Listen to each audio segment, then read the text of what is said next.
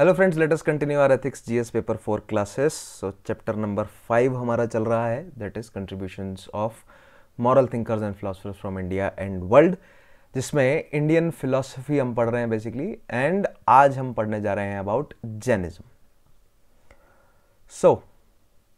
So far what we have covered under this chapter number 5, that is contributions of moral thinkers and philosophers from India and world. So first of all, we discussed the three branches of philosophy. याद होगा आप लोगों को, what are those three branches? Epistemology, metaphysics and ethics. Then we discussed few things about the Indian philosophy or the different schools of Indian philosophy.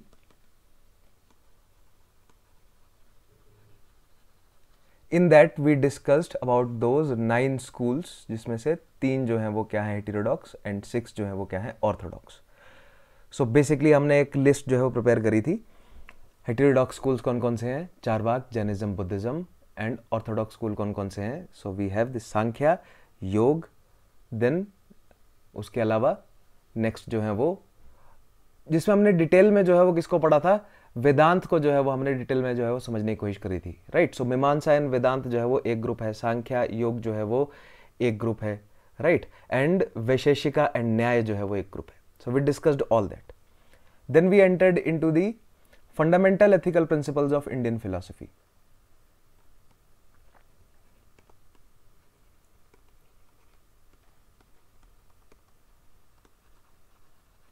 Principles of Indian philosophy.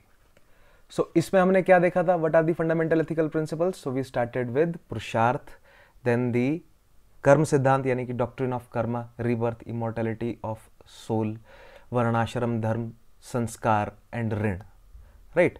After that we started with the Indian philosophy, जिसमें हमने शुरुआत करी किससे?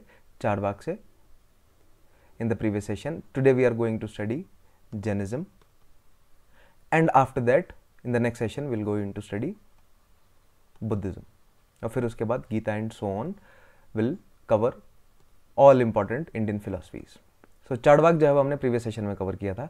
आज हम शुरू करने जा रहे हैं with Jainism. So make sure कि ये प्रीवियस सभी सेशंस जो है वो आप अटेंड जरूर कर लें, उनको अच्छे से रिवाइज करके जरूर रखें, ठीक है। So now let us start with Jainism.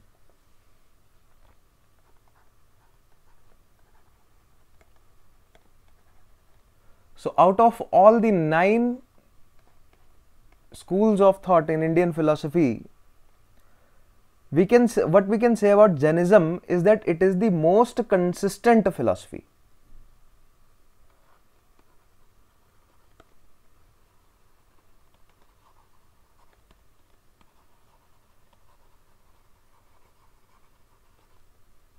In what sense it is consistent? It is consistent in a sense कि जो भी इस फिलॉसफी के एपिस्टेमोलॉजी में जो कहा जा रहा है, या इस फिलॉसफी की मेटाफिजिक्स में, या इस फिलॉसफी यानी कि जैनिज्म के एथिक्स में जो कहा जा रहा है, कहीं ना कहीं सिमिलर टोन जो है वो आपको तीनों की जो है वो देखने को मिलेंगी।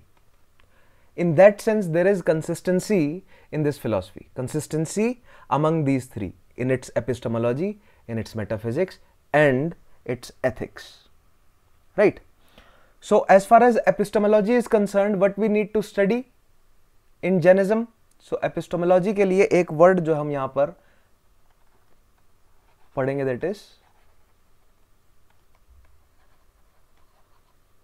that is Syadvad.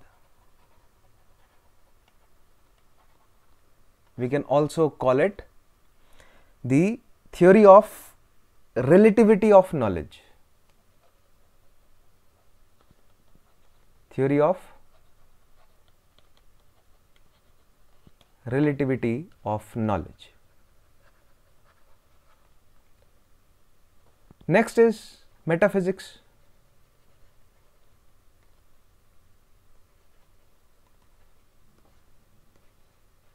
So for this the word is Anikantavad.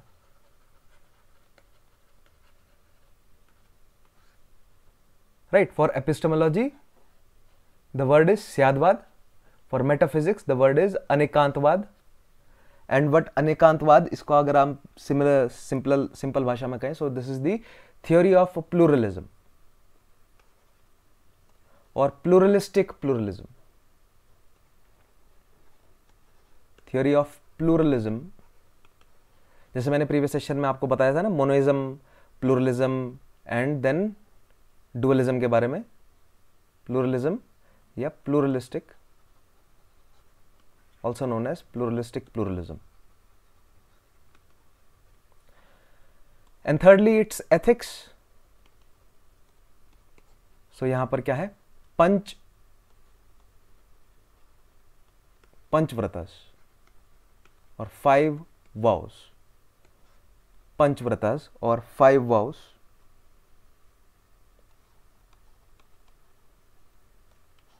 and these panchvratas are also accepted by many other thinkers and philosophers such as Gandhi. We'll discuss about these panchvratas and then जैसे जैसे हम आगे बढ़ेंगे we'll discuss कि भैया कहाँ पर ये कनेक्ट हो रहा है। So in the previous session मैंने आपको बताया था कि जिस तरह एक एक्सट्रीम है चार्वाक, राइट, जिस तरह चार्वाक क्या बोलते हैं, याद होगा आप लोगों को, few statements of चार्वाक आप लोगों को याद होगा, like पित्वा पित्वा पुनः पित्वा यावत पतति भूतले, या यावत जीवेत सुखम जीवेत ऋणम कृत्वा घृतम पीवेत, राइट। देन एक दो और जो है वो इस तरह की स्टेटमेंट्स है, मैं आपको समय के साथ जो है वो धीरे धीरे उन्हें लिखवाता रहूंगा, राइट। सो जहां पर चार्वाक बोलते हैं कि दैट कि जो पुरुषार्थ है, यानी कि जो पर्पस ऑफ लाइफ है वो काम है, या पर्पस ऑफ लाइफ जो है वो किस तरह का काम है, याद होगा आप लोगों को, हमने जो है वो समझा था, that is gross egoistic hedonism, right, gross egoistic hedonism, ठीक है, वो एक एक्सट्रीम है। सिमिलरली एक दूसरा एक्सट्रीम है, दैट इज जैनिज्म। चार्वाक कहते हैं कि भैया दुनिया के सभी सुखों को भोगो, राइट, पित्वा पित्वा पुनः पित्वा यावत पतति भूतले, या उसके अलावा एक और आप स्टेटमेंट याद रख सकते हैं, यावत जीवेत सुखम जीवेत ऋणम कृत्वा घृतम पीवेत, जब तक जियो सुख से जियो, उधार में लेकर घी पियो, right.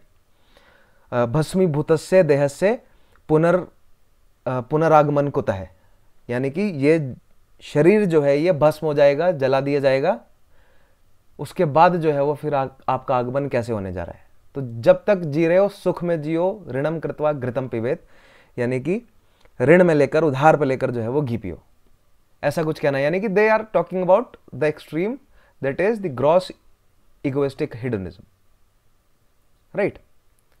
Whereas Jainism talks about कि भैया हमें सभी तरह के सुखों से जो है वो दूर रहना है। जैनिज्म इज अनदर एक्सट्रीम, और इन दोनों के कहीं बीच में जो है वो आपको देखने को मिलेगा Buddhism. So first let us understand, पहले हमने एक एक्सट्रीम समझ लिया in the previous session, that is Charvaka. In today's session will understand another extreme, that is Jainism, and then will try to understand कि भैया इन दोनों के बीच में बैलेंस के रूप में जो है वो किस तरह खड़ा है Buddhism, right. So let us start with Jainism and let us start with its epistemology, जिसके लिए हमने वर्ड यूज किया that is स्यादवाद।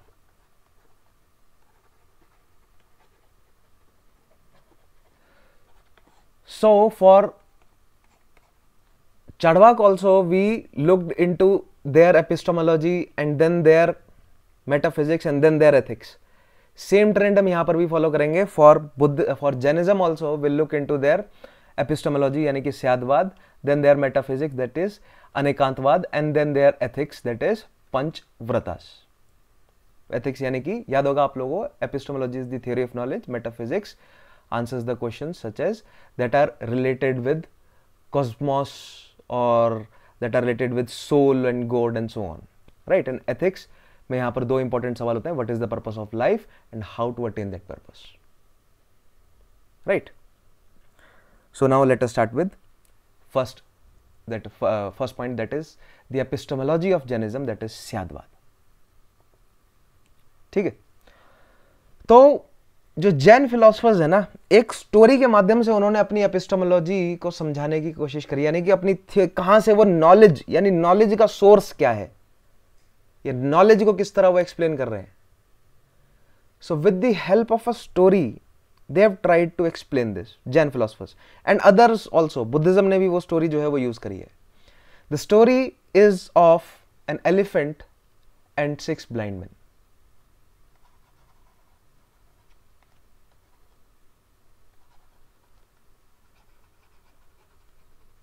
An elephant and 6 blind men. So how the story goes? So story goes something like this कि भैया एक हाथी है, कहीं खड़ा है हाथी, और 6 जो है वो अंधे व्यक्ति, उनको नहीं पता क्योंकि वो तो अंधे हैं, वो नहीं देख पा रहे, ठीक है, कि क्या है उनके सामने, उन्हें नहीं पता. हमें पता है लेकिन हाथी है, ठीक है, पहले से ही बताया मैं. So they go and they try to touch it, क्योंकि उनको स्मेल से भी नहीं पता चल रहा है, टेस्ट तो कर ही नहीं पा रहे वो, ठीक है, कैसे करेंगे टेस्ट हाथी को, है ना. स्मेल से भी नहीं पता चल रहा, सुन, वो हाथी कुछ बोल भी नहीं रहा है तो वो सुन भी नहीं पा रहे. तो just from their sense of touch they are trying to experience that whatever, क्या जो है वो उनके सामने खड़ा है, राइट. सो पहला व्यक्ति क्या बोलता है, दूसरा व्यक्ति क्या बोलता है, तीसरा व्यक्ति क्या बोलता है, चौथा व्यक्ति क्या बोलता है, पांचवा व्यक्ति क्या बोलता है, छठा व्यक्ति क्या बोलता है, हमें देखना है. तो पहला व्यक्ति टच करता है हाथी की पूंछ को, टेल को, और जब वो हाथी की पूंछ को टच करता है तो उसे लगता है कि क्या है ये, दैट इट इज अ रोप. वो उसको डिक्लेयर कर देता है कि भैया ये तो रस्सी टंगी हुई है, राइट. दूसरा व्यक्ति जो है वो हाथी के एक फीट को जो है वो टच करने की कोशिश करता है, उसकी गर्त को जो है वो ऐसे टच करता है, राइट. और उसे लगता है कि यार ये तो कोई एक मोटा सा जो है वो पिलर है या पोल है, राइट. वो डिक्लेयर करता है कि या तो एक पिलर है या पोल है ये, जब वो हाथी के पैर को पकड़ता है, राइट. फीट की जगह हम लेग वर्ड भी यूज करें तो ज्यादा बेटर रहेगा, है ना. लिम्ब वर्ड भी आप यूज कर सकते हैं. तीसरा व्यक्ति जो है वो जब हाथी के बॉडी को टच करता है, हाथी के स्टमक को टच करता है लेट्स से, या हाथी की बेली को टच करता है, तो ऐसे टच करता है हाथी की बेली को, तो उसे लगता है कि यार ये ना तो ये रोप है, ठीक है, तुम ऐसे ही झूठ बोल रहे हो, कहां है रोप, कहां है पिलर, ये तो एक वॉल है, अंधे हैं ये, माइंड इट. चौथा व्यक्ति आता है, चौथा जो है वो हाथी के कान उसके हाथ में लग जाते हैं, राइट. हाथी के ईयर को पकड़ता है और कहता है कि ये तो ना ही ये रोप है, ना ही ये पिलर है, ना ही ये वॉल है, ये एक्चुअली एक फैन है.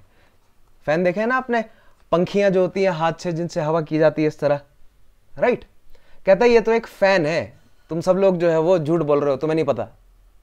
पांचवा आता है, पांचवा जो है वो हाथी की ट्रंक को पकड़ के देखता है, उसे नहीं पता वो क्या पकड़ रहा है, उन्हें नहीं पता कि टेल है कि लेग है कि स्टमक है कि ईयर है या ट्रंक है, उन्हें नहीं पता. उनको तो लग रहा है कि जो उन्होंने पकड़ा वो रोप है, पहले ने जो पकड़ा वो रोप है, दूसरे ने एक पिलर को पकड़ा, तीसरे ने एक वॉल को टच किया, चौथे ने एक फैन को पकड़ा, पांचवे को लग रहा है कि मैंने तो एक सांप पकड़ लिया, एक मोटा सांप पकड़ लिया, एक अजगर पकड़ लिया लेट्स से, एक पाइथन पकड़ लिया, या एक स्नेक को पकड़ा है, एक सरपेंट को पकड़ लिया मैंने, राइट. और छठा जो है वो हाथी के टस्क को पकड़ता है, उसे नहीं पता वो टस्क को पकड़ रहा है, लेकिन वो देखता है ये तो पॉइंटी है, और ये तो जो है वो एज है, मतलब एज नहीं है इसमें, पॉइंटी है एक तरफ, तो ये तो जो है वो डेफिनेटली एक स्पीयर है, एक भाला है.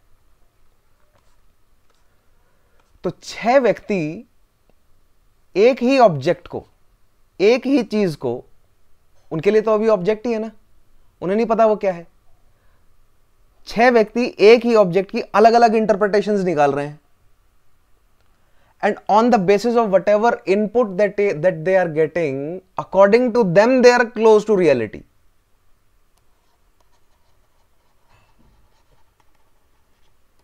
According to input they are close to reality, but how far they are from reality they don't even know that, and that is what Syadvad is all about, right. So what Jain philosophers are trying to say here is that our knowledge is relative and limited. यहां पर Jainism कहना क्या चाह रहा है with this story? What is the moral of this story? Right? So with this story, the Jainism is trying to explain that our knowledge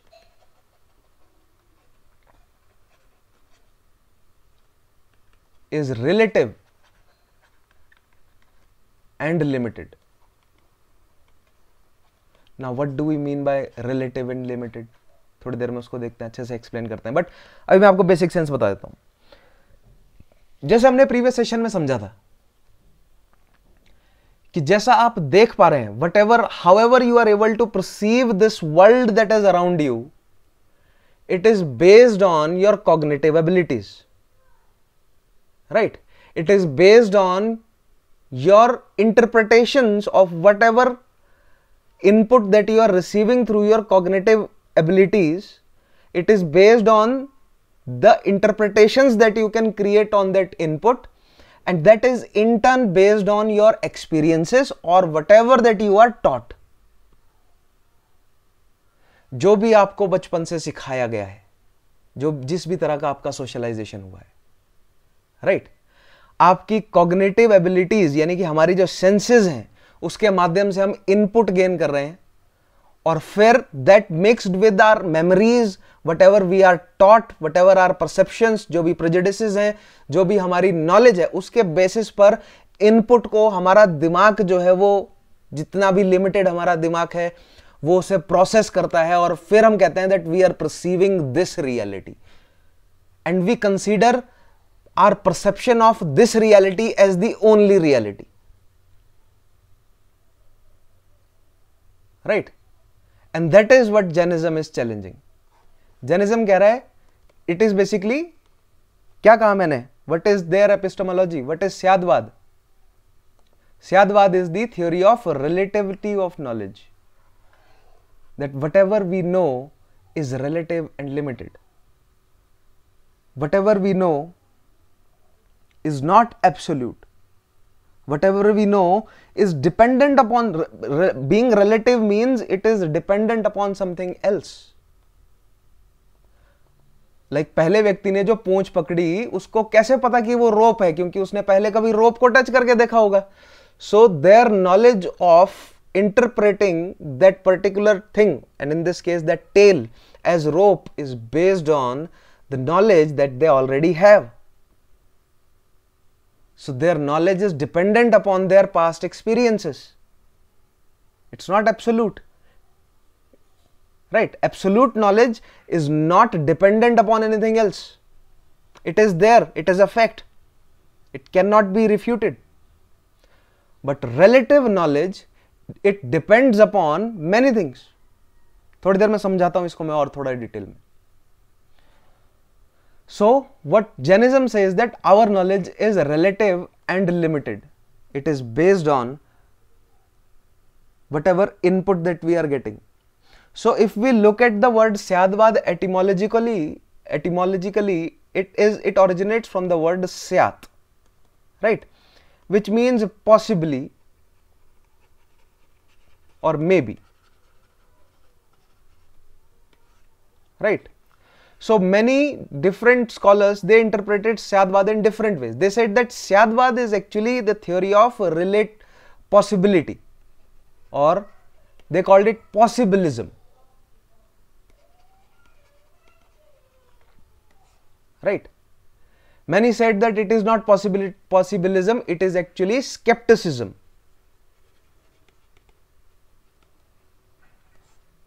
Many said that it is not even skepticism, it is agnosticism.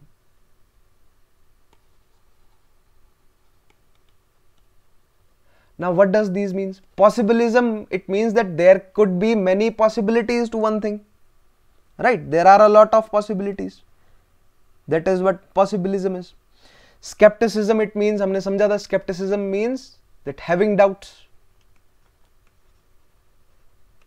that I am skeptic, that I have doubts, that I have doubts, or I am skeptic about whether the God exists or not, that I have doubt or I am skeptic that this is a tail or this is a rope or I don't know what it is. And agnosticism means that I don't know and I cannot know. I can't know. Right? So स्यादवाद को different scholars ने अलग अलग तरीके से समझाने की कोशिश करी, लेकिन जैन फिलोसोफर्स क्या कहते हैं कि नहीं, स्यादवाद ना ही पॉसिबिलिज्म है, ना ही स्केप्टिसिज्म है, ना ही एग्नोस्टिसिज्म है. Syadvada is relativism.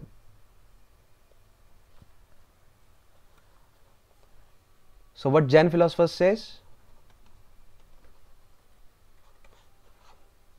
That Syadvad is relativism.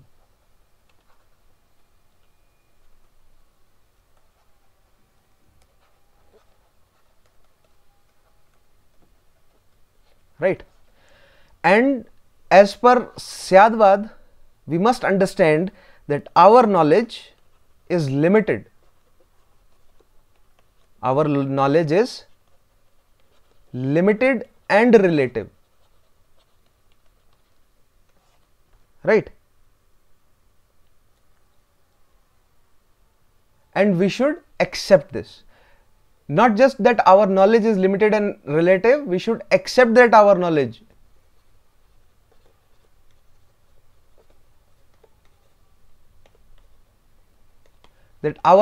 is limited and accepted, and it is limited due to a multitude of reasons.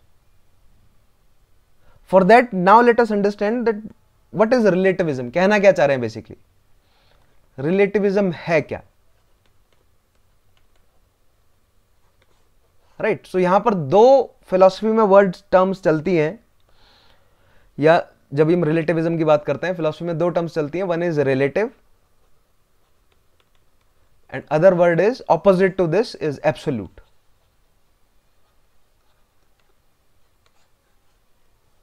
So relative का मतलब क्या होता है? That means something is dependent upon something, right? Anything that is dependent upon something else. Anything that is dependent upon something else for its own existence.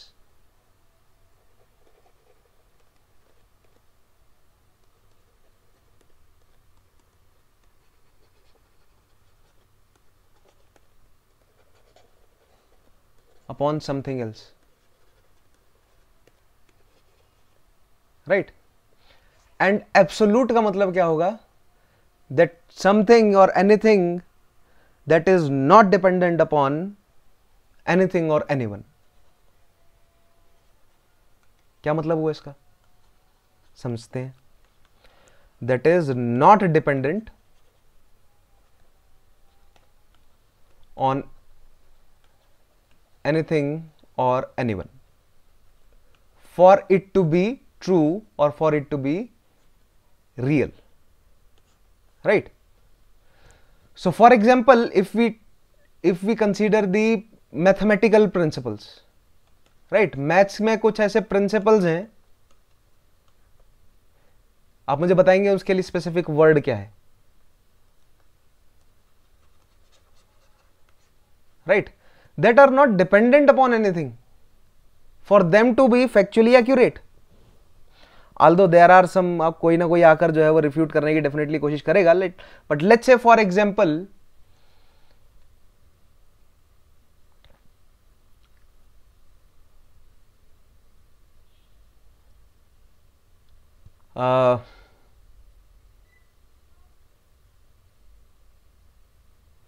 sum of the angles.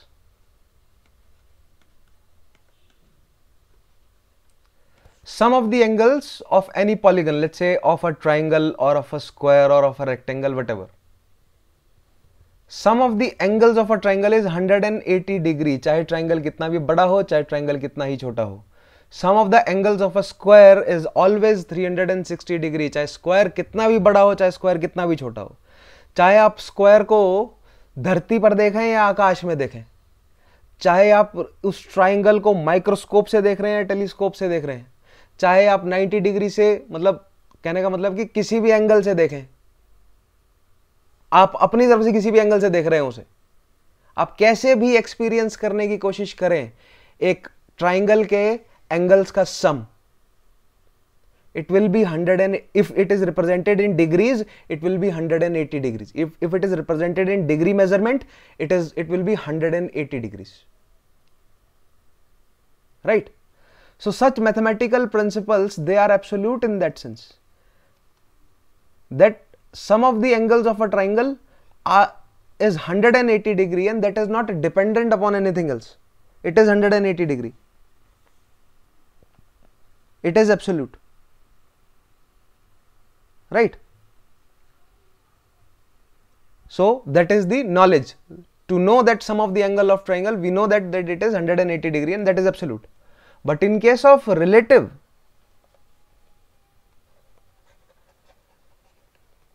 and what Jainism says that our knowledge is relative, right?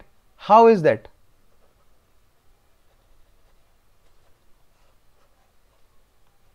Like for example, I am holding this pen, right? So right now you are looking at this pen and I am holding it like this. Half of the pen is not visible to you, right? Now by the look of this you will say that this pen किस colour का है, that this pen is of black color, ठीक है? Because that is what you can perceive. आप कहेंगे that this pen is, the top of this pen is conical in shape, right? The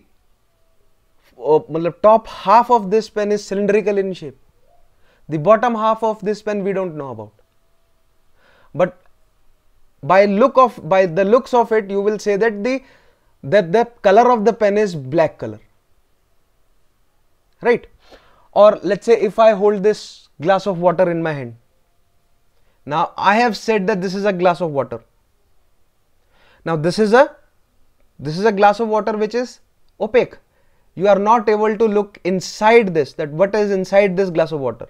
इस glass of water में जो है वो चाय भी हो सकती है, इस ग्लास ऑफ वाटर में कॉफी भी हो सकती है, इस ग्लास ऑफ वाटर में, मैंने कहा कि ये ग्लास ऑफ वाटर है बट इसमें जूस भी हो सकता है, लेकिन आपको केवल उतना ही पता है जितना मैंने बताया आपको, या आपको केवल उतना ही पता है जितना आप देख पा रहे हैं. सो इसमें पानी ही है,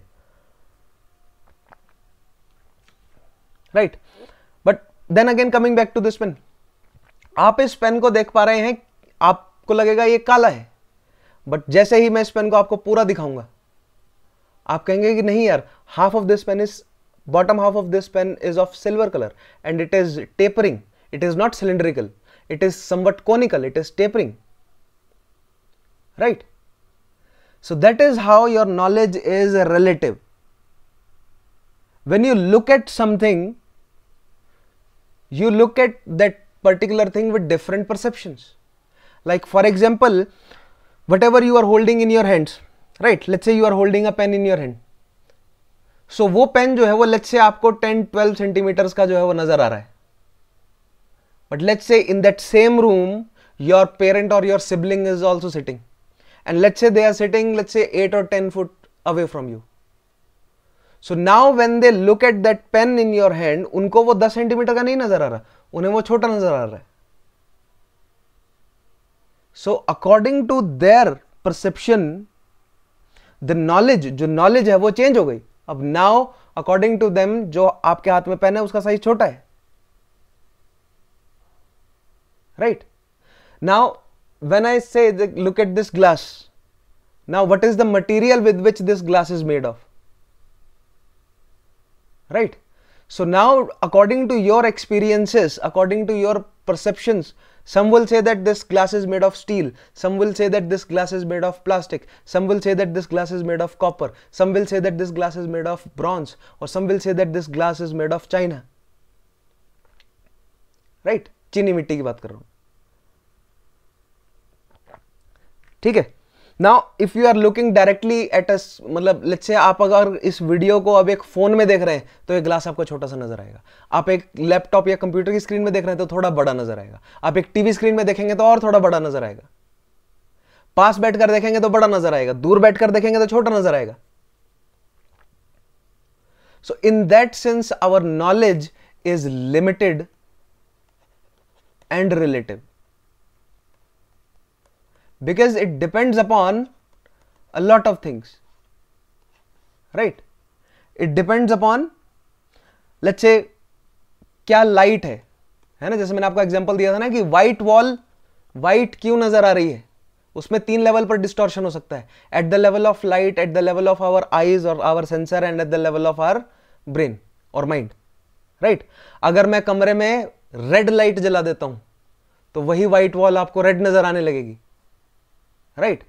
अगर आपको जो है वो जॉन्डिस है तो हो सकता है आपको व्हाइट लाइट जो है वो येलो नजर आए, ठीक है? और हो सकता है कि आपको जो है वो कलर ब्लाइंडनेस है या और भी किस तरह का इश्यू है, तो हो सकता है वो आपको व्हाइट लाइट जो है वो किसी और डिस्टॉर्शन से नजर आ रही हो, किसी डिस्टॉर्टेड वे में नजर आ रही हो, so on the basis of light, ठीक है, on the basis what ever, on the basis of colour, ठीक है? सो डिस्टॉर्शन हो सकते हैं बेसिकली, लिमिटेड क्या है, डिस्टॉर्शन की वजह से, एंड डिस्टॉर्शंस जो हैं वो at the level of source distortion हो सकता है, at the level of senses distortion हो सकता है, at the level of mind जो है वो डिस्टॉर्शन हो सकता है, ठीक है? Whatever type of knowledge, whatever type of input that you are gaining, because everything we know through inputs.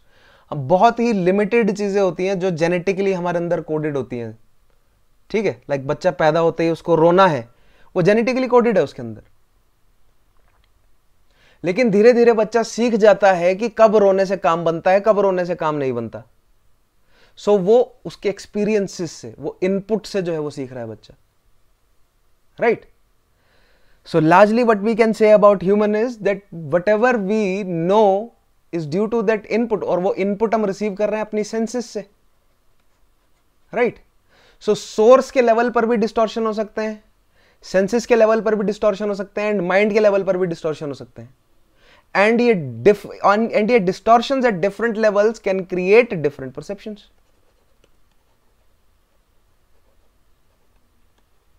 Different perceptions about one object, right? वो different perceptions जो है वो उस एक object की understanding जो है वो क्या बना देता है आपके लिए, subjective. That is why Jain people क्या कह रहे हैं कि भैया our knowledge is limited and it is relative. We cannot know anything and everything for sure. 100% जो है वो आप नहीं मान सकते किसी भी चीज को, right? And at the same time there are certain things that are absolute, like the mathematical principles I said, right? So and this relativism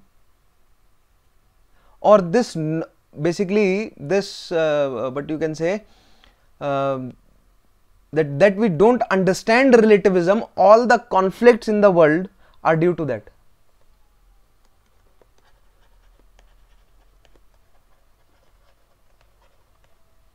All the conflicts, right, in our society, if they conflict related to religion like communism है,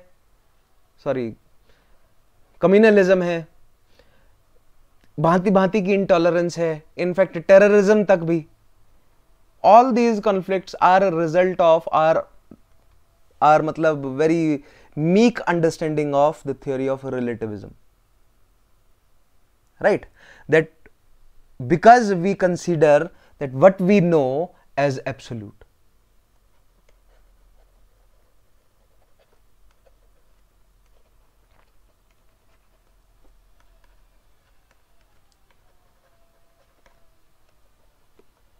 That whatever we know is absolute. And we don't मतलब in fact ये conflicts क्यों है? Because हम वो chance ही open नहीं छोड़ रहे, वो पॉसिबिलिटी ही नहीं रख रहे कि भैया हो सकता है, देयर इज अ मतलब एक स्लिम चांस है दैट हो सकता है कि हमारी जो नॉलेज है वो गलत हो, या हमारी नॉलेज जो है वो रिलेटिव हो, लिमिटेड हो, राइट?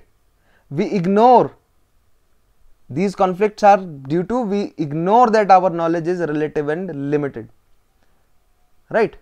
All the मतलब especially the conflicts in different religious philosophies, right? Like इस्लाम, मतलब इस्लाम में कुरान है, ठीक है, क्रिश्चियनिटी में बाइबल है, या old testament and new testament के बीच में कॉन्फ्लिक्ट है, तोरा and Bible and new testament के बीच में कॉन्फ्लिक्ट है, right?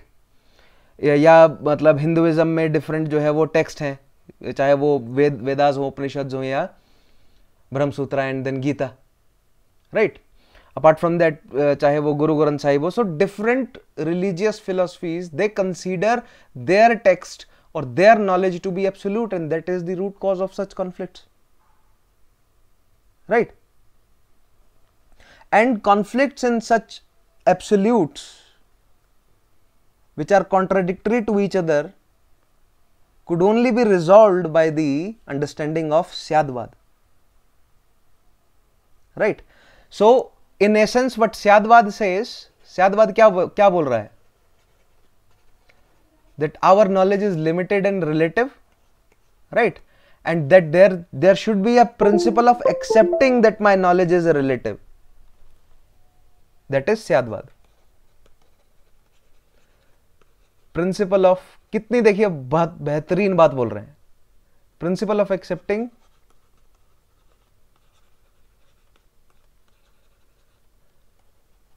that our knowledge is relative and limited, right? So in fact present time में कितना ये लागू होता है, या प्रेजेंट टाइम में जो जितने भी साइंटिफिक डिस्कवरीज हो रही हैं, साइंटिफिक इन्वेंशंस हो रहे हैं, वो अगर मान लीजिए कोई साइंटिस्ट है, वो रिसर्च करता है, अपना पेपर पब्लिश करता है किसी जर्नल में, देन उनके पेपर को जो है वो उनकी रिसर्च को पीयर रिव्यू किया जाता है, और फिर पीयर रिव्यू के बाद जो है वो अगर उन्हें एक्सेप्ट भी किया जाता है, स्टिल वहां पर मेंशन्ड होता है कि भैया जितना हमारे पास अभी टेक्नोलॉजी अवेलेबल है, जितनी नॉलेज हमारे पास प्रायर नॉलेज अवेलेबल है, उसके बेसिस पर अभी तक हमारी ये कंक्लूजन है. मे बी इन फ्यूचर जो है वो हमारी अंडरस्टैंडिंग चेंज हो जाए और ये कॉन्सेप्ट जो है वो चेंज हो जाए. Like for example Thomson's model of atom, right? उसको फिर बाद में जो है वो रदरफोर्ड ने चैलेंज किया, देन फिर उसको बाद में बोर ने चैलेंज किया, and then so on and so on. Our understanding of matter जो है वो धीरे धीरे चेंज होती गई, राइट? Because scientist they understood that their knowledge is relative and limited. Their knowledge is limited by the technologies of their time. Their knowledge is limited by the prior knowledge, prior understanding of their time. Same बात जो है वो 2-2,500 पहले स्यादवाद या Jain philosophers ने कही, that we should understand that our knowledge is relative and limited and we should be accepting of that fact, right? Like अगर कोई व्यक्ति जो है वो नहीं स्यादवाद के प्रिंसिपल को समझता है तो वो कहेगा कि भैया मुझे जो पता है वही सही है, मैं ही सही हूं, I am right and I am absolute. But someone who understand the concept of syadvada, that person will say that मैं भी सही हूं, मैं ही से मैं भी, that I think that I am right in my opinion, in my understanding, I doubt, I infer. वो इस तरह की स्टेटमेंट्स का यूज करेंगे. वो ये नहीं करेंगे कि that I definitely know that this is the truth. They will say that as far as I understand, as far as I know, as far as I can opinionate, और as far as I can infer और understand, as per my knowledge. So that is the epistemology of Jainism. It is the principle of accepting that our knowledge is relative and limited, right? So what is the significance or benefits of Syadvad then?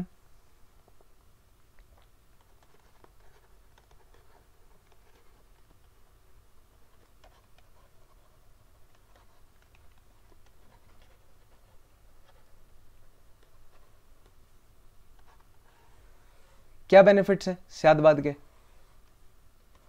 तो देखिए सबसे पहला तो यही है कि दुनिया में चले आ रहे जितने भी कॉन्फ्लिक्ट्स हैं right, based around absolutism, right? So all the fundamentalism of the world which leads to ritualism, genocides or terrorism could be resolved by the understanding of Syadwad.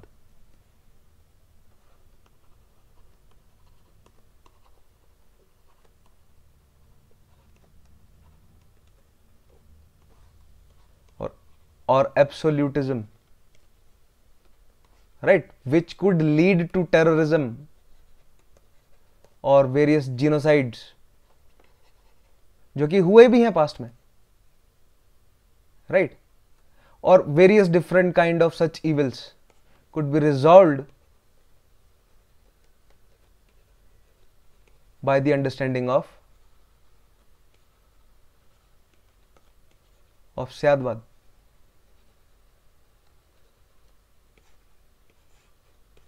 Right. So देखिए, अगर 2-2,500 साल पहले जैन फिलोसफर्स को ये सब बातें कहनी पड़ी या ये सब चीजें उन्होंने सामने रखी समाज के, so that means such conflict, such fundamentalism या एब्सोल्यूटिज्म जो है वो पहले भी मौजूद था, जो कि कई तरह के इविल्स जो है वो प्रोड्यूस कर रहा था सोसाइटी में. कॉज एंड इफेक्ट है ना, ठीक है. Now those who have attended the previous sessions वो बहुत अच्छे से रिलेट कर पा रहे हैं जब मैं कह रहा हूं कॉज एंड इफेक्ट है.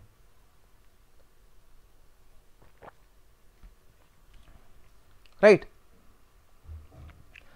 What else? The benefits of Syadwad, that it brings authenticity in your personality.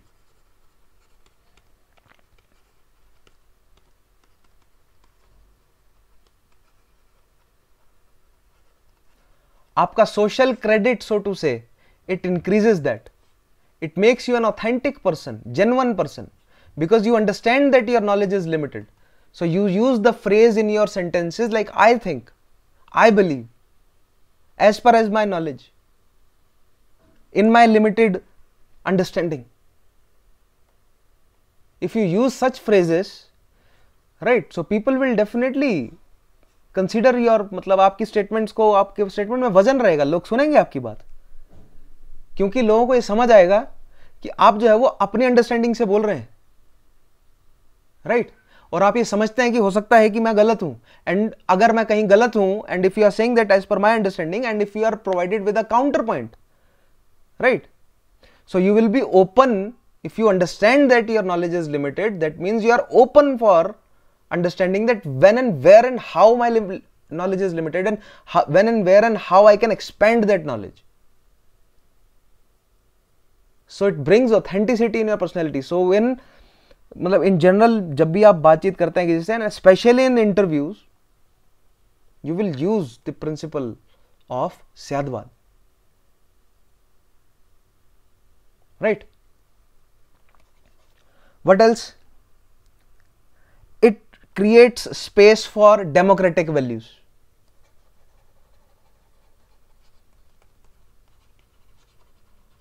Because किस तरह के वर्ड हम यूज कर रहे हैं, हम ये कह रहे हैं ना कि भैया हमारी नॉलेज जो है वो लिमिटेड है.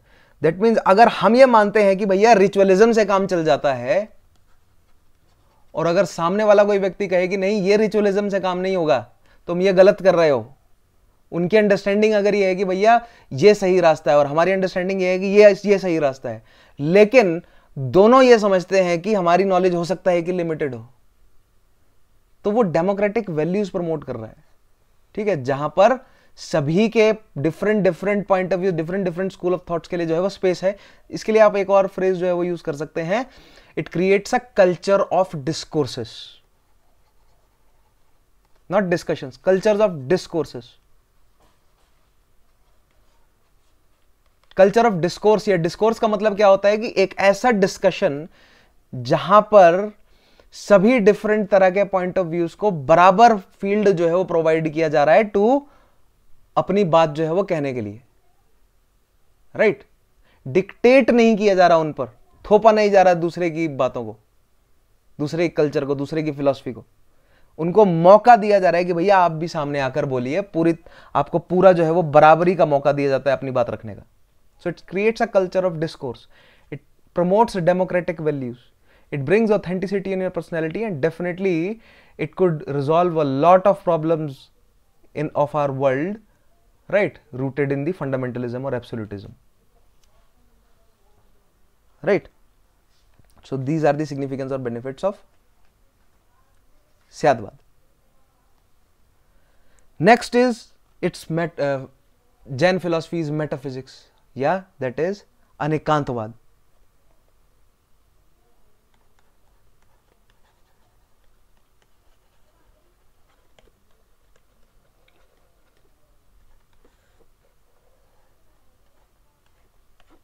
And what is Anekantvad? It is pluralism, which basically means that which says that there is existence of many things and various things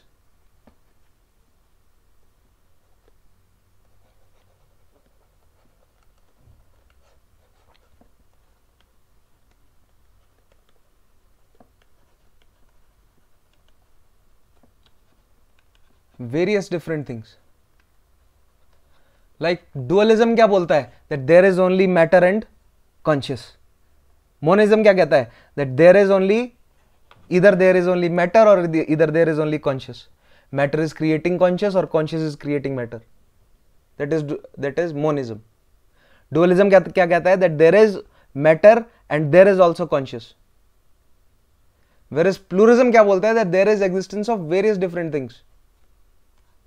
right, केवल मैटर एंड कॉन्शियस नहीं, और भी बहुत सारी चीजें हैं, राइट। सिमिलर लाइंस में जो है वो कुछ बिलीव्स हीनयान बुद्धिज्म के भी आगे हम देखेंगे क्या है। सो व्हाट अनेकांतवाद, एकांत नहीं है ना, अनेकांतवाद है, pluralism. It says that there are basically two attributes in everything of this world.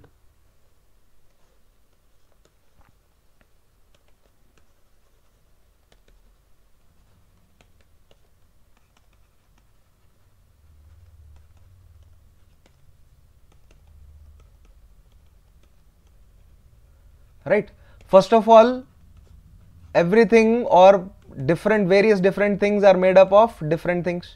लोहा लोहे से ही बना है, ऐसा नहीं है कि लोहा मैटर कॉन्शियस से मिलकर बना है। लकड़ी लकड़ी से ही बना है, ऐसा नहीं है कि मैटर कॉन्शियस से बनी है। नहीं, लोहा अलग है, दैट्स अ डिफरेंट थिंग। लकड़ी अलग है, दैट्स अ डिफरेंट थिंग। सोना अलग है, that is a different thing. मिट्टी अलग है, that is a different thing. Body अलग है, that is a different thing, right. But everything has two basic attributes. What are these two basic attributes? It is swapraya or parpraya.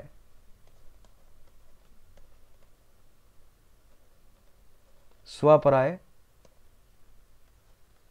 and parpraya.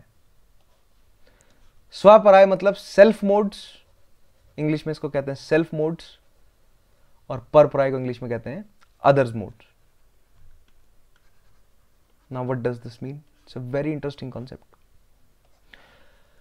Now जैसे हमने ecology में, environment ecology में पढ़ते हैं हम the concept of environment and concept of ecology. Similarly ये same concept जो है वो फिलॉसफी में भी है।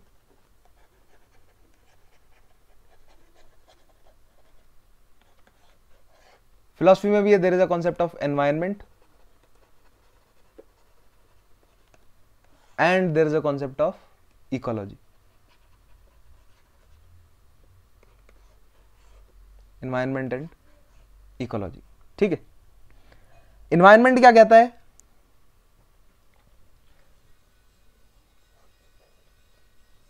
अब सेम अगर आप environment ecology सब्जेक्ट में पढ़ते हैं तो that environment is what? That everything that surrounds us or surround you or surround me, that is my environment, right? What is my environment?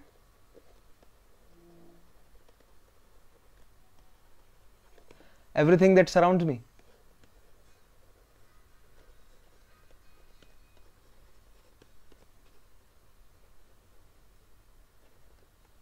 right?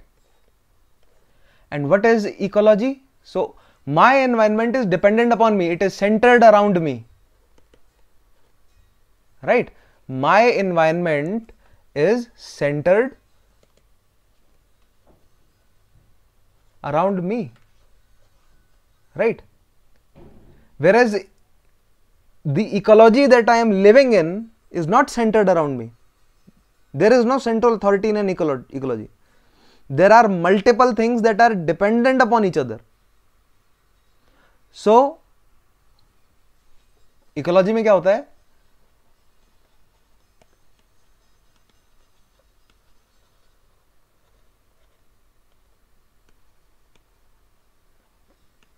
Right? Multiple things, they are dependent on each other.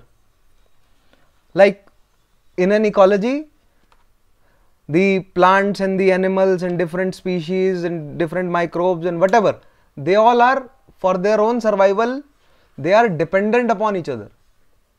There is no one single species or single thing जिसके around जो है वो ecology बनती है. Yes, there are some keystone species, definitely, but सभी जो है वो एक दूसरे पर क्या होते हैं?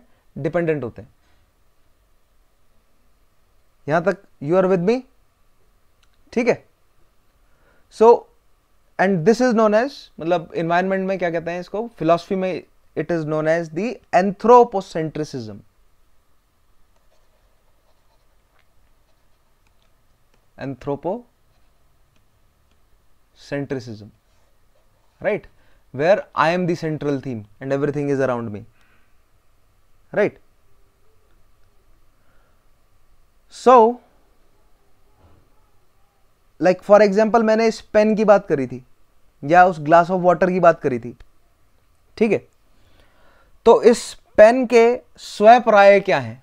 इस पेन का अपना एनवायरनमेंट है ना. स्वप्राय बेसिकली हम एनवायरनमेंट के लिए जो है वो स्वप्राय और इकोलॉजी के लिए क्या है? Paraparyaya. So environment and ecology के सेंस में मैं आपको समझा रहा हूं,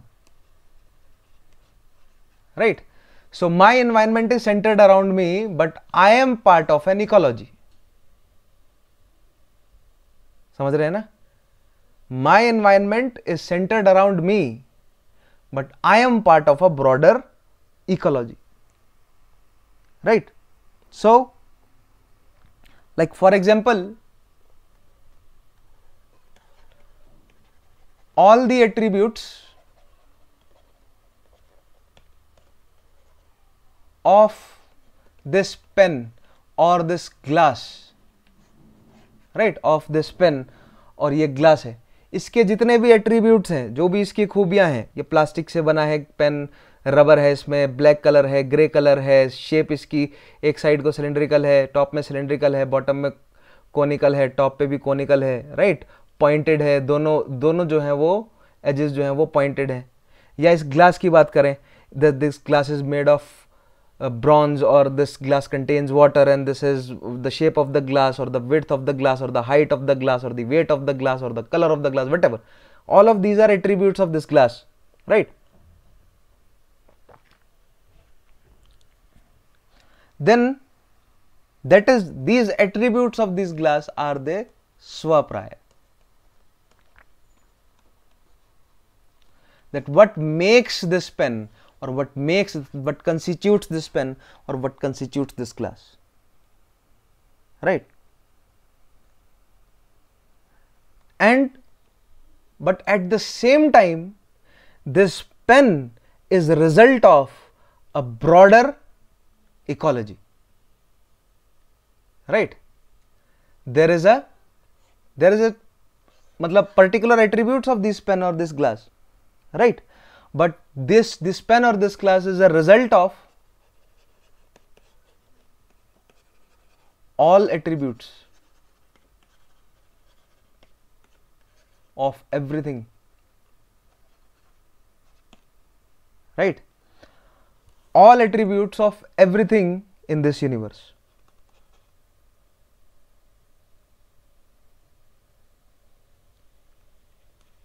In this world, right? Other than this pen or this glass, right? Like the water that this glass is containing, perhaps few molecules of this water जो है वो हो सकता है कि किसी डायनासोर का हिस्सा रहे हो सकता है कि वो बहुत गहराई में रहे हो, राइट। हो सकता है कि वो किसी important military general let's say Genghis Khan की किडनी से जो है वो फिल्टर हुआ वो पानी का मॉलिक्यूल, और आज वो पानी जो है वो मेरे इस ग्लास में, right. So basically to know something, if you want to know about this pen और दिस ग्लास, राइट, यानी कि उसका स्वप्राय जानने के लिए आपको ऑल्सो जानना पड़ेगा all the attributes of everything in this world, यानी कि आपको जानना पड़ेगा उसका परप्राय। देख ली कितनी गहरी बात जो है वो जैनिज्म यहां पर कह रहा है, बहुत deep indeed. That means to understand this glass और to understand this pen one must understand the swaparyaya, right, यानी कि एट्रीब्यूट्स ऑफ दिस पेन और attributes of this glass, but at the same time the paraparyaya, right? So one must understand the pen and also everything of this universe, right? That because there is a connection of different things with each other. So what Jainism basically says, that one who understands one object, Jainism basically क्या कह रहे हैं यहाँ पर? So that is their take on metaphysics, that is their take on this universe. That one who understands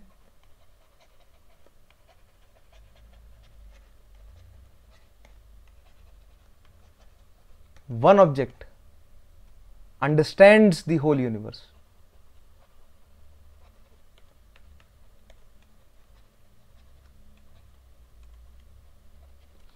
Because that one object has two attributes, it has swapraya and parpraya.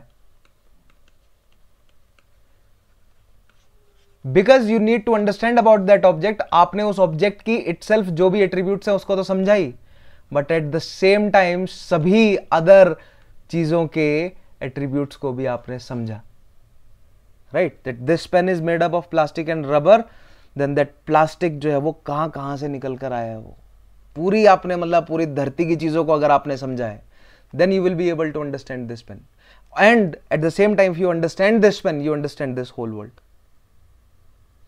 So that is their take on metaphysics.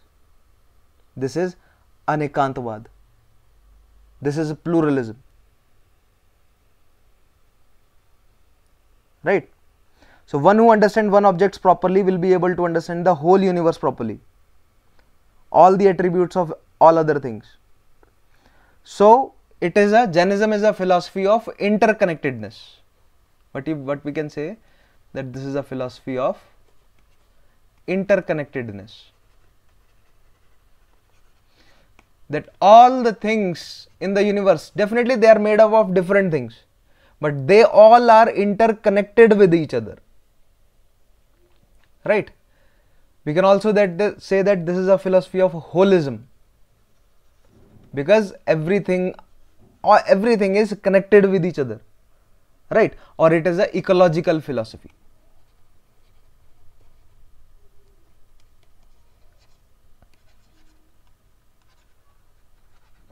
तो देखिए ecology की study जो है वो waste में कितनी बाद में शुरू हुई है, लेकिन जैनिज्म जो है वो इकोलॉजी के बारे में 2-2,500 साल पहले ही बात कर रहा है, that everything is connected with each other and everything has an effect on each other. So जो हम ग्लोबल सिटीजनशिप की बात करते हैं, that we are a citizen of this world,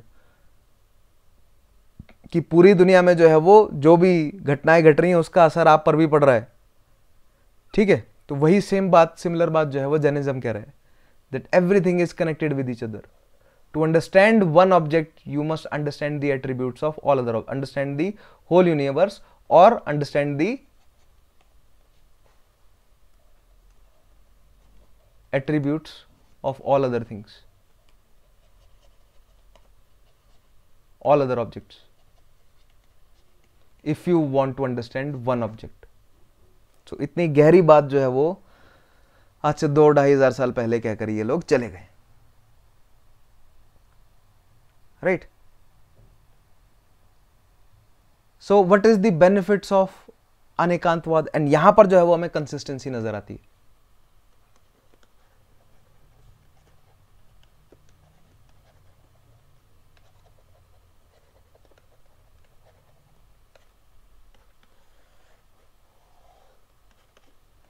What are the benefits of अनेकांतवाद? वही same similar points हैं. It is consistent with Syadvad. In what sense? That it talks about acceptance to everyone.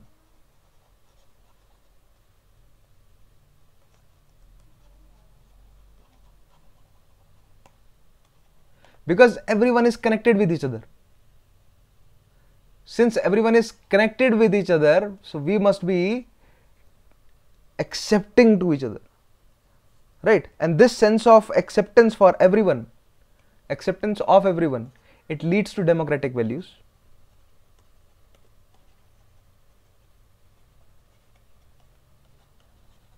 It leads to a culture of discourse. Similar to Syadvad. Similar point जो है वो आप Syadvad के यहाँ पर डाल सकते हैं. Right? Equality in society. Right? Where the weaker sections, what is the culture of discourse? Creating such equality in society that the weaker section have also right to speak, right, on equal terms. So that is the benefits of Ekantvad, right? The benefits of Ekantvad, these are consistent with Syadvad.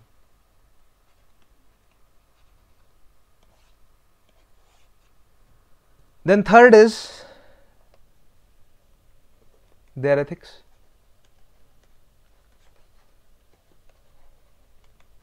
Right? Jainism में ethics की बात जब करते हैं हम, so we study त्रिरत्न.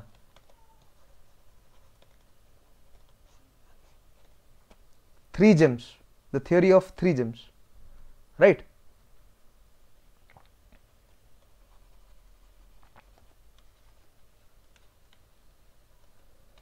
So as per Jain philosophy, what is the purpose of life?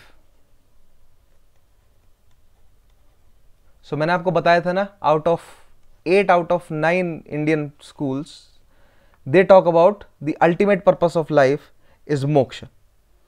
So here in Jainism also, the ultimate purpose of life is also moksha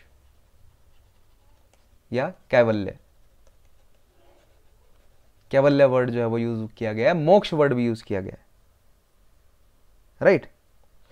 and we need मोक्ष, कैवल्य और liberation from bondage.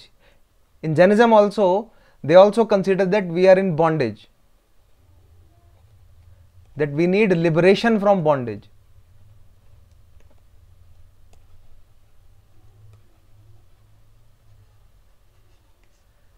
And bondage किसके बंधन में हम बंधे हुए हैं? We are in bondage of ignorance. We are in bondage of अविद्या, राइट? इग्नोरेंस में हम फंसे हुए हैं, और वहां से हमें किसकी तरफ बढ़ना है? हमें मोक्ष की तरफ बढ़ना है, कैवल्य की तरफ बढ़ना है. And what is the path that they suggest? What is the right path to attain? Because those are the two questions ना, कि भैया एथिक्स में दो सवाल क्या है कि what is the purpose of life and how to attain that purpose. What should be the right path to attain that purpose? So the purpose of life is moksha and kaivalya as per Jain philosophy, and the right path to attain moksha ya kaivalya, right? So there is a statement you can quote, that is samayak darshan gyan charitrani moksha marga.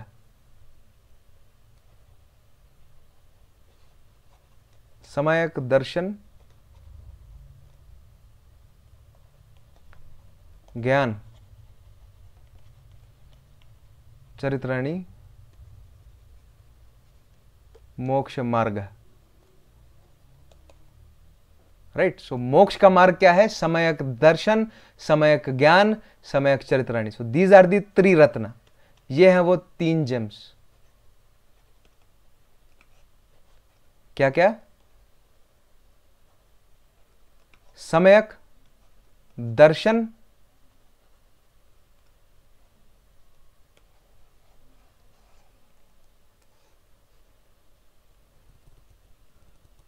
सम्यक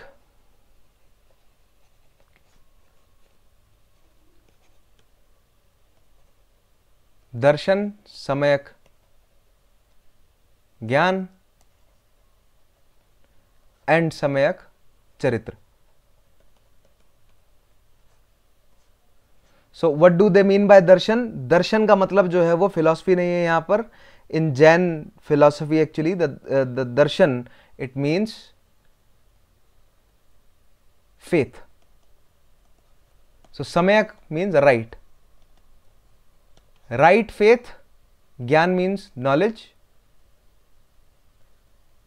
Right knowledge and charitra means right character.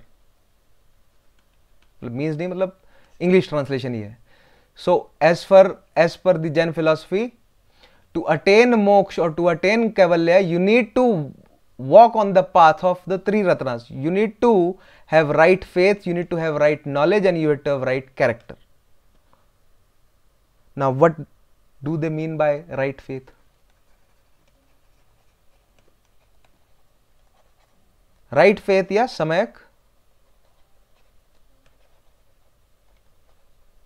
Darshan. Right faith या सम्यक दर्शन का मतलब है absolute faith.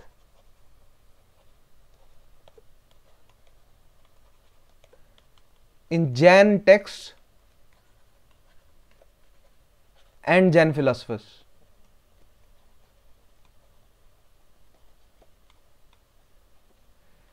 Jain texts और Jain philosophers में absolute faith होना, यानी कि there should be no doubt.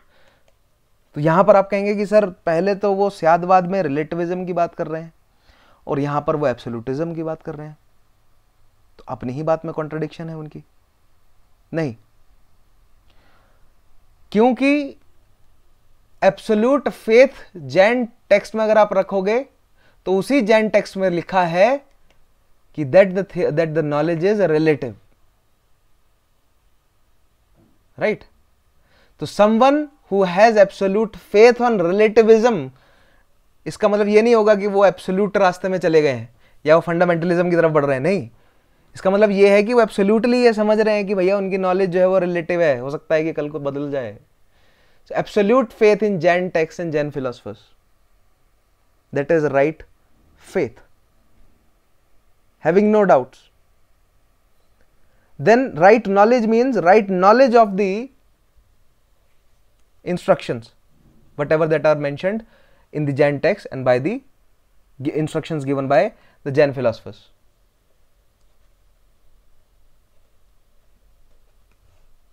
Right knowledge का मतलब यह है कि right knowledge of the instructions.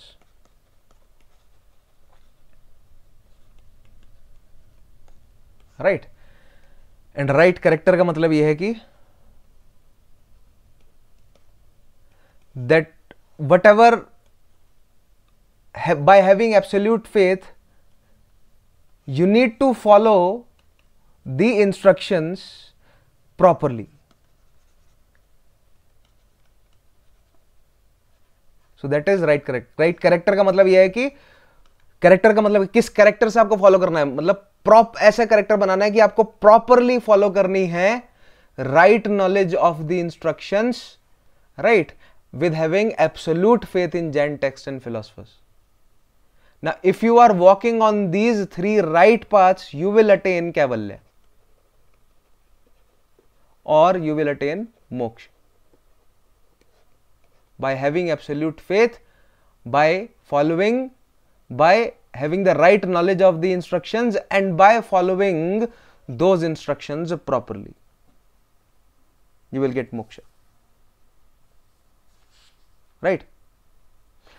But in due time, this Triratna gradually it developed into a concept of Panchvratas.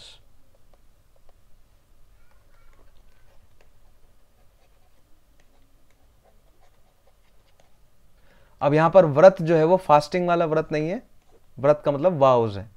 So 5 vows that a Jain must follow or anyone can follow. Panchvratas. Later many different philosophers followed this, including Mahatma Gandhi. So what are these 5 vows? 5 vows are ahimsa, asteya,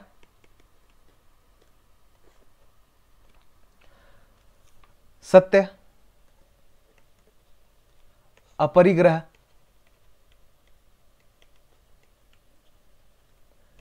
and brahmacharya.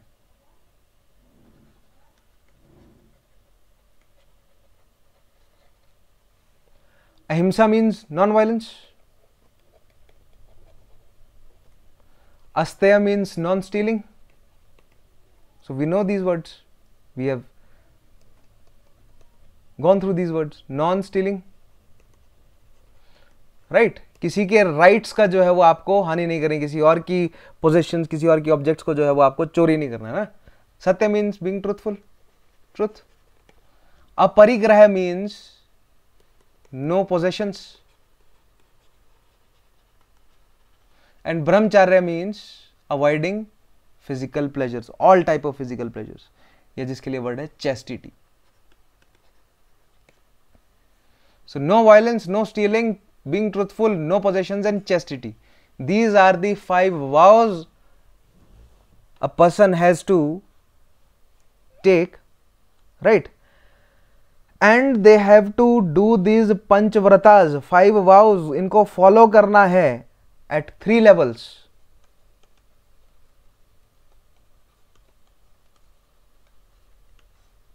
At the level of their mind, सोचना है इन 5 व्रतों के हिसाब से. At the level of their speech, बोलना है इन 5 व्रतों के हिसाब से. And at the level of their actions, आपका कंडक्ट, आपका एक्शन जो है वो इन 5 व्रतों के हिसाब से होना चाहिए. Right? So you should have what? You should have absolute faith in panchavratas. You should follow, you should absolutely follow the instructions, right? You should absolutely properly follow the instructions by having absolute faith in these panchvratas. यानी कि आपको properly follow करना है अहिंसा को, अस्तेय को, सत्य, अपरिग्रह एंड ब्रह्मचर्य. अगर आप फॉलो करते हैं, right, they panchavratas, you will reach moksha. Right? So now अब ये तो जो है वो 6th सेंचुरी बीसी की बात है. 6th सेंचुरी बीसी में वैदिक टाइम्स, वैदिक पोस्ट वैदिक में, राइट, या वैदिक लेटर वैदिक, वैदिक लेटर वैदिक से पोस्ट वैदिक, क्या कल्चर था सोसाइटी में? रिचुअलिज्म का, सैक्रिफाइस का. बड़े बड़े रिचुअल्स, बड़े बड़े यज्ञ किए जा रहे हैं, बड़े बड़े सैक्रिफाइसेस किए जा रहे हैं, कई कई मतलब सैकड़ों के हिसाब से जो है वो पशुओं की बलि दी जा रही है, बड़े बड़े रिचुअल्स किए जा रहे हैं. वैदिक फिलॉसफी के अकॉर्डिंग या रिचुअलिज्म के अकॉर्डिंग जो है वो डिमांड की जा रही है कि भैया हमें ये भी दे दो, वो भी दे दो, ऐसा कर दो, वैसा कर दो. जबकि यहां पर देख रहे हैं आप, ये सब कुछ त्यागने की बात कर रहे हैं. हिंसा नहीं करनी, चोरी नहीं करना, सत्य बोलना है, पोजेशन नहीं होनी चाहिए आपके पास, कुछ पोजेस ही नहीं करना आपने, और आपको चेस्टिटी फॉलो करनी है, ब्रह्मचर्य का पालन करना है. वेयरएज क्या चल रहा था सोसाइटी में? कंजम्पशन की एक पूरा कल्चर था कंज्यूम करने का. राइट? तो ऐसे में कॉमन पीपल तक जो है वो कैसे बात पहुंचाई जाए? ये तो बहुत ही स्ट्रिक्ट रास्ता बता दिया. जैसे शंकराचार्य ने ज्ञान मार्ग पर जो चलने की बात करी, वो बहुत ही ज्यादा स्ट्रिक्ट मार्ग था, आम लोगों की बस की बात नहीं थी, है ना? तो जैनिज्म ने जो ये रास्ता बताया, ये भी आम लोगों की बस की बात नहीं है, कॉमन लोगों की बस की बात नहीं है. Because common people, they are more indulged in following the Vedic, later Vedic traditions also during the post Vedic times too. So 6th century 5th century BC के आसपास अगर हम देखें तो कैसे समझाएंगे आप कॉमन लोगों को? बहुत मुश्किल है। तो यहां पर जैन फिलॉसफी ने एक रास्ता निकाला, दो पाथ सेट किए। एक पाथ था महाव्रत और दूसरा था अनुव्रत। और डिफरेंस क्या है? डिफरेंस है कि भैया कितने मतलब the difference in the interpretations of the five vows.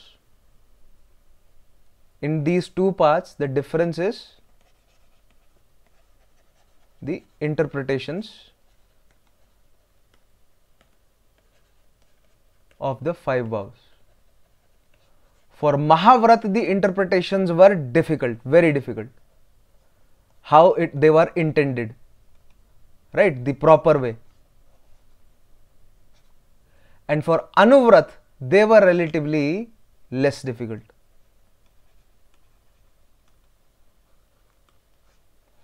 Mahavratas, who are supposed to follow the Mahavratas?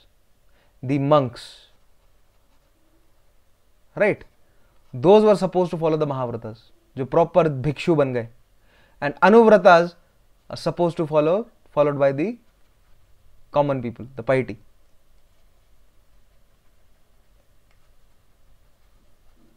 The common followers. They are supposed to follow the Anuvratas. And Mahavratas जो है वो कौन follow करेगा? जो proper difficult path है वो monks follow करेंगे. वो भिक्षु को follow करना है. Right? Like for example, the concept of ahimsa, right? The vow of ahimsa. अगर हम महाव्रतियों की बात करें,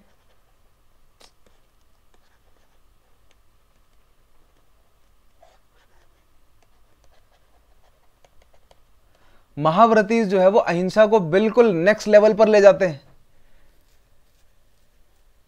they don't eat in dark, ताकि गलती से जो है वो कोई जीव जंतु उनके खाने में ना जाए. They don't walk in dark, कहीं गलती से जो है वो पैर के नीचे कोई जानवर ना दब जाए.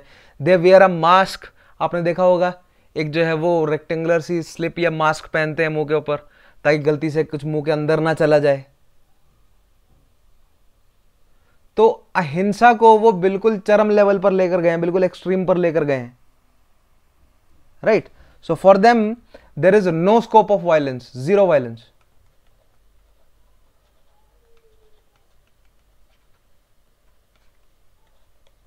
Or zero violence. But for Anuvrat, right, there is a scope of violence, a reasonable scope of.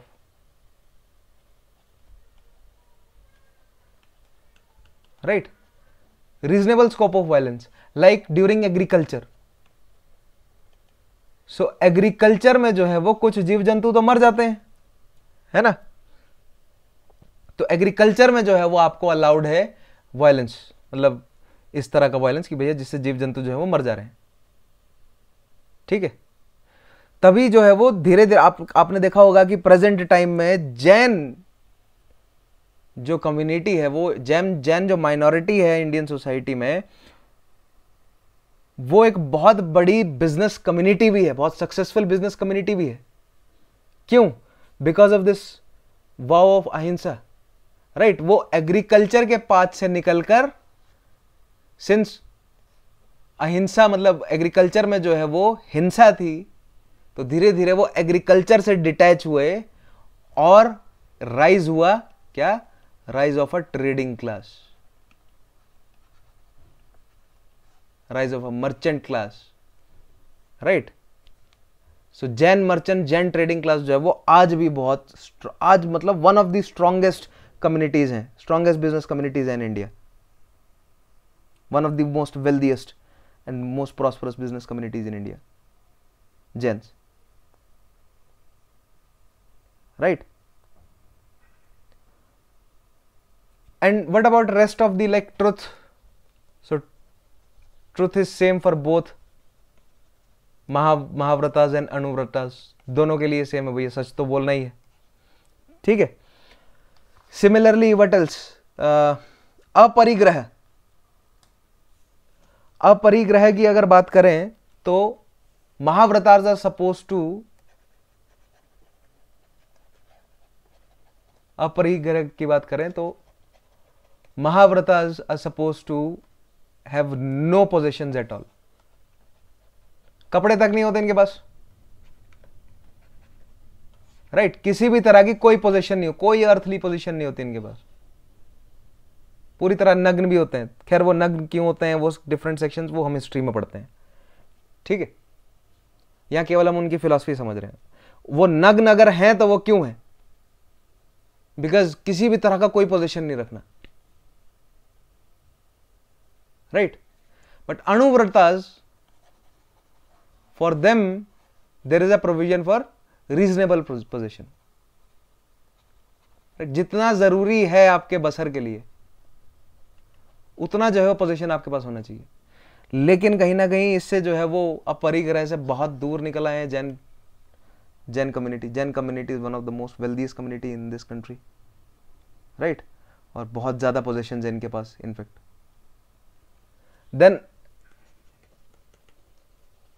अस्तेय is valid for both, दोनों पर ही वैलिड है कि भैया स्टील नहीं करना है, दूसरे का राइट जो है वो छीनना नहीं, राइट।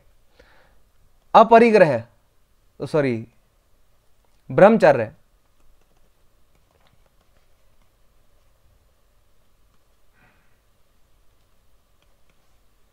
ब्रह्मचर्य फॉर महा इट इज एब्सोल्यूट, पूरी तरह चेस्टिटी में जो है वो जीवन बिताना है उन्हें, सभी तरह के जीवन के प्लेजर से दूर रहना है, not just the physical pleasures और not just the sexual pleasures but all type of physical pleasures. But whereas for अणुव्रतास it is again reasonable, limited, controlled. ऐसा नहीं है कि आप पागल हो जा रहे हैं प्लेजर के पीछे, नहीं, जितना जरूरी है प्लेजर, जितना लिमिटेड है, लिमिटेड रखना है, कंट्रोल्ड रखना है, राइट। सो लाइक अस्तेय दोनों पर लागू होता है, ठीक है, ट्रुथ जो है वो दोनों पर लागू होता है, लेकिन अहिंसा जो है वो अणुव्रतास के लिए थोड़ा सा जो है वो उसमें लीनियंसी है, राइट। अपरिग्रह में जो है वो अणुव्रतास के लिए लीनियंसी है, ब्रह्मचर्य में जो है वो अणुव्रतास के लिए लीनियंसी है। They are allowed to have families, but monks they are not allowed to have families, they are not allowed to have any kind of such जो है वो पोजेशंस एंड रिलेशनशिप्स व्हाटएवर। फिर आपके मन में सवाल आएगा कि सर अगर पंच व्रत करके ही मोक्ष प्राप्त हो जाता है तो कौन चलना चाहेगा महाव्रत के रास्ते पर, सभी जो है वो अणुव्रत के रास्ते पर चलकर मोक्ष क्यों नहीं प्राप्त कर लेंगे? तो उसके लिए भी जैन फिलॉसफी में जवाब है, राइट। अणुव्रत जो है वो क्या है? अणुव्रत is like a training,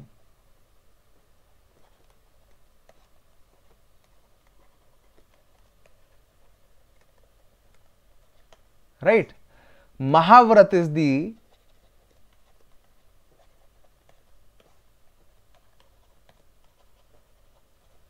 the way to attain मोक्ष और कैवल्य। अगर मोक्ष प्राप्ति करनी है, if you want to attain moksha, you need to, आपको महाव्रत जो है वो फॉलो करना ही पड़ेगा। अदरवाइज आप अनुव्रत फॉलो करें, that is just a training, it is not adequate. अनुव्रत could lead to the path of महाव्रत which leads to liberation.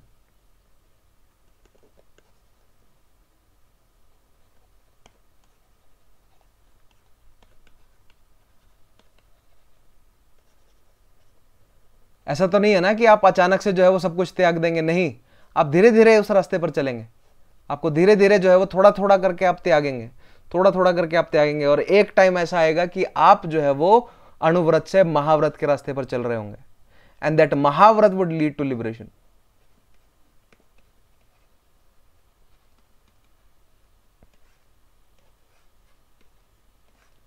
Right. So this is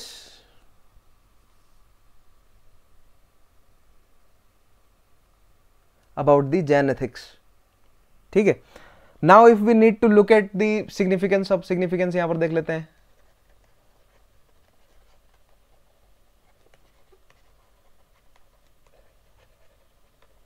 कहाँ पर हमें सिग्निफिकेंस देखने को मिलती है? So again it is consistent with epistemology and metaphysics, right?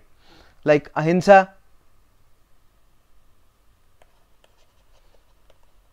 Ahimsa के लिए आप क्या वर्ड, क्या जो है वो यूज कर सकते हैं, ठीक है?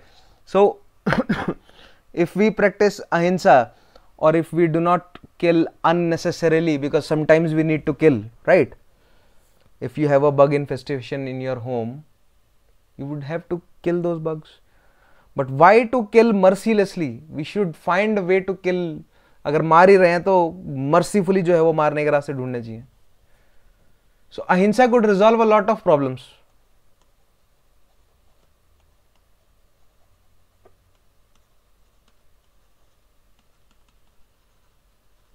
अननेसेसरी वायलेंस जो हो रहा है in the form of let's say terrorism और वेरियस वॉर्स जो हो रही हैं या वेरियस कॉन्फ्लिक्ट्स हैं, अगर हम अहिंसा के रास्ते पर चलेंगे तो we could avoid that, right?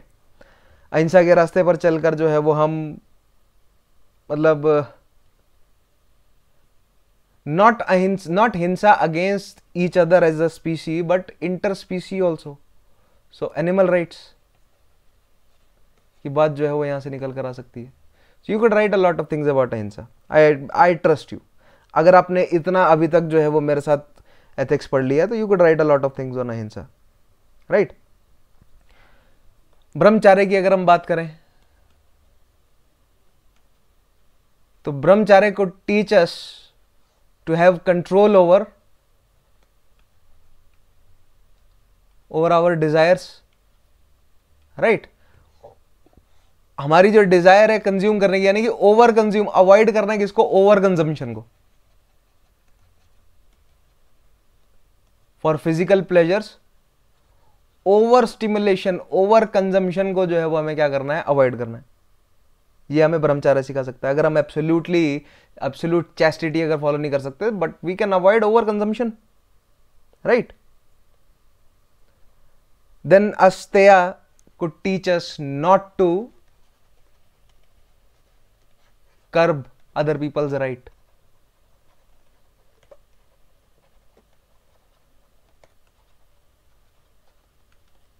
दूसरों के राइट्स जो है वो नहीं छीनने, ठीक है?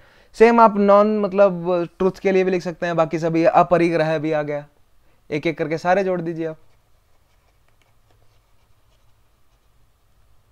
अपरिग्रह, लिमिटेड, वही again controlled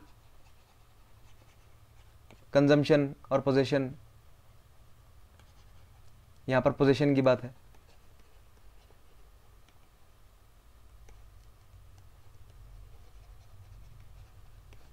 right? So I hope अगर 200 वर्ड्स आपको लिखने को आ जाए तो आप जो है वो अच्छे से लिख लेंगे. इनफैक्ट अपरिग्रह में limited control possession and not just that, distributive justice,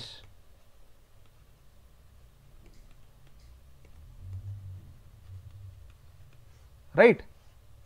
कि खुद तो जो है वो कंट्रोल्ड पोजीशन करनी है, लेकिन जो रिसोर्सेज हैं उनको प्रॉपरली डिस्ट्रीब्यूट भी करना है सोसाइटी में, so that we could make an egalitarian society.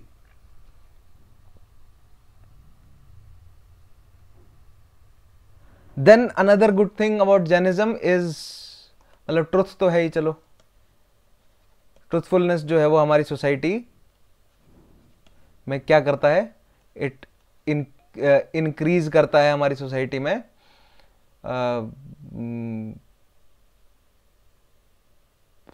क्या कह सकते हैं? फ्रेटर्निटी को इंक्रीज करता है, भाईचारा बढ़ाता है, ठीक है? सो ट्रुथफुलनेस के लिए आप जो है अपनी तरफ से पॉइंट ऐड कीजिएगा. What else? Yes, there is a festival that is celebrated by Jain people. It is known as Paryushan Parv. Paryushan Parv.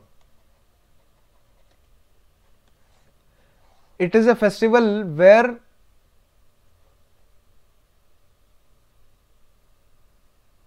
Jain people, they ask for forgiveness from each other.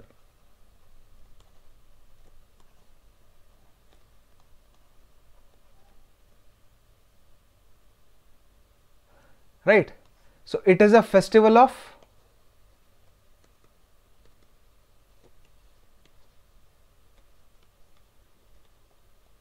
Forgiveness and apologies, right. So साल में जो है वो कुछ दिन के लिए festival होता है। इस साल शायद अगस्त महीने में था ये फेस्टिवल, जिसमें मतलब माफ़ी मांगी जाती है कि भैया अगर हमने एक साल में आपसे आपके साथ जो है वो कुछ अगर कभी गलत बोल दिया हो, गलत कर दिया हो, तो प्लीज़ हमें माफ़ कर दें। तो सामने वाला भी जो है वो माफ़ कर देता है कि हाँ भैया अगर हमने आपने जो है कुछ गलत किया है, कुछ गलत बोला है, जो भी है, तो हम आपको माफ़ करते हैं। देखिए कितना भाईचारे वाली बात है। सिमिलर जो है वो और रिलीजन्स में भी देखने को मिलता है हमें। In Judaism there is a festival that is known as Yom Kippur, Yom Kippur. In that festival, ये अभी अक्टूबर में होगा, यहाँ पर 1-2 तारीख को अक्टूबर में होगा ये।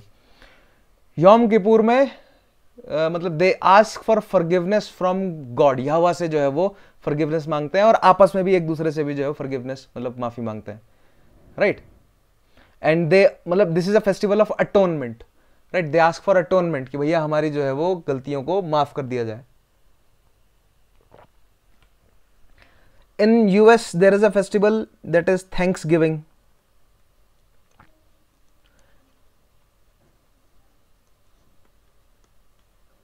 right, which started in 1640s something, 1630s, I don't remember correctly, but it was reestablished by Abraham Lincoln. So the basically यहाँ पर जो है वो एक दूसरे को थैंक यू बोलते हैं। It started as कि भैया क्या था कि पहली जो फसल लगी थी उसको जो है वो शेयर किया था पिलग्रिम्स ने नेटिव्स के साथ, ऐसा कुछ है, राइट। बट अभी इनका मॉडर्न सेंस क्या बन गया कि भैया पीपल मतलब दे कंग्रेचुलेट और दे विश ईच अदर कि भैया that I am thankful for this and thankful for that, I am thankful that कि that you are in my life and मतलब ग्रेटफुल हो, और ये मतलब इस सेंस में इसको सेलिब्रेट किया जाता है। तो सिमिलर है ये यम Kippur, Thanksgiving and this Paryushan पर्व। सो पर्यूषण पर्व इज वेरी इंटरेस्टिंग फेस्टिवल, मतलब and everyone, not just Jain people, everyone should, it is a Jain festival, but everyone should celebrate this, right। इससे जो है वो भाईचारा बढ़, अपने मन की आपकी जो है वो गिल्ट भी दूर हो जाता है, और दूसरे से माफी मांग कर या दूसरे को माफ करके जो है वो बहुत बड़ा बोझ जो है वो दिमाग से, सर से उतर जाता है। So it's good for your psyche too, right, and good for our society, और भाईचारे के लिए अच्छा है। So that is so far all for Jainism. In the next session we'll start with Buddhism, right? So Jainism में हम ज़्यादा मतलब different sects of Jainism और वो सब डायरेक्शन में उतरे, वो हम हिस्ट्री में पढ़ते हैं, ठीक है। यहाँ पर हमने जैन फिलोसफी के बारे में समझा। So its epistemology, that is स्यादवाद, its metaphysics, that is अनेकांतवाद, and its ethics, that is पंच महाव्रत। सो आई होप जो है वो आपको जैन फिलोसफी समझ आई होगी। In the next session will start with Buddhism. So now we have seen the two extremes, दो एक्सट्रीम्स जो है वो हमने देखे, एक side Charvaka and now Jainism. अब हमें इन दोनों का बैलेंस जो है वो देखना है, that is Buddhism in the next session. So that is all for today. Thank you for watching. मिलेंगे नेक्स्ट क्लास में, तब तक के लिए अपना ध्यान रखिए। Take care, have a nice day.